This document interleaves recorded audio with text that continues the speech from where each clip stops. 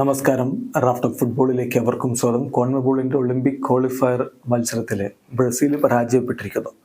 ആദ്യത്തെ മത്സരങ്ങളൊക്കെ വിജയിച്ച് ഗ്രൂപ്പിൽ ഒന്നാം സ്ഥാനത്ത് നിൽക്കവെയാണ് ഗ്രൂപ്പിൽ അവസാന മത്സരത്തിൽ ബ്രസീൽ വെനിസ്വലയോട് 3-1 തോറ്റിരിക്കുന്നത്. ഇന്ന് പുലർച്ചെ നടന്ന മത്സരത്തിൽ ബ്രസീൽ അവരുടെ സൂപ്പർ താരങ്ങളായിട്ടുള്ള എൻട്രിക്കിനെയും കെന്നഡിയെയും ഒന്നും ആദ്യ 11-ൽ ഇറക്കാതെയാണ് കളിച്ചത്. കെന്നഡി കളിച്ചില്ല, പക്ഷേ എൻട്രിക്ക് രണ്ടാം പകുതിയിൽ കളിക്കളത്തിലേക്ക് ഇറങ്ങിയിരുന്നു. എന്തായാലും 3-1 തോൽവിയാണ് ബ്രസീൽ ഏറ്റുവാങ്ങിയിരിക്കുന്നത്. വെനിസ്വലയ്ക്ക് വേണ്ടി കളിയുടെ 10ാമത്തെ മിനിറ്റിൽ സെഗോവിയ ആദ്യ ഗോൾ കണ്ടെത്തി. 31ാമത്തെ മിനിറ്റിൽ അദ്ദേഹം തന്റെ ബ്രേസ് പൂർത്തിയാക്കി. ആദ്യ പകുതി അവസാനിക്കുമ്പോൾ വെനിസ്വല ഏകപക്ഷീയമായ 2 ഗോളുകൾക്ക് മുന്നിലായിരുന്നു.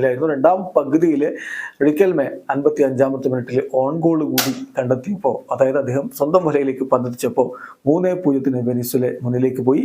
പിന്നെ കളിയുടെ അവസാനത്തിൽ 90ാമത്തെ മിനിറ്റിൽ അലക്സാണ്ടർ അടിച്ച ഒരു ഗോളാണ് ബ്രസീലിന്റെ ആശ്വാസ ഗോളായിട്ട് മാറിയത്. എന്തായാലും കളി തോറ്റെങ്കിലും ഗ്രൂപ്പ് എയിൽ 4 കളികളിൽ നിന്ന് 9 പോയിന്റുള്ള ബ്രസീൽ ഒന്നാം സ്ഥാനത്ത് ഫിനിഷ് ചെയ്തു. 4 കളികളിൽ നിന്ന് 8 പോയിട്ടുള്ള വെനിസ്വല രണ്ടാമത്. ബ്രസീലും വെനിസ്വലയും ഇപ്പോൾ ഫൈനൽ ഗ്രൂപ്പ് മത്സരങ്ങൾക്കായിട്ടുള്ള യോഗ്യത നേടിയിട്ടുണ്ട്.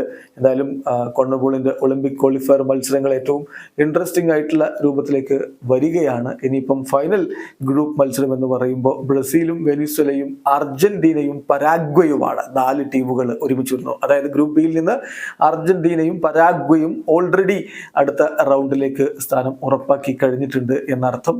അപ്പം ഈ 4 ടീമുകൾ Brazil, Venezuela, Argentina, Paraguay final group മത്സരം കളിക്കും. അതിൽ നിന്നുള്ള 2 ടീമുകളായിരിക്കും ഒളിമ്പിക്സിന് യോഗ്യത നേടുക. വീഡിയോ അവസാനിക്കുന്ന ഫുട്ബോൾ ലോകത്തെ കൂടുതൽ വിശേഷങ്ങളുമായി റാഫ്റ്റ് ഓഫ് ഫുട്ബോൾ എത്താം.